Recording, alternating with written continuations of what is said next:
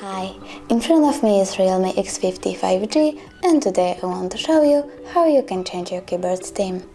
Open Settings, scroll down and click Additional Settings, then Keyboard and Input Method, Gboard and Theme. From here you can pick a color and apply it, download an image and apply it as well, or create your own keyboard.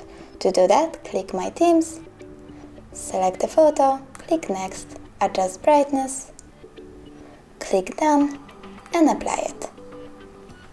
As you can see, my keyboard has changed. Thanks so much for watching. If you enjoyed this video, leave a like, comment and don't forget to subscribe. Bye!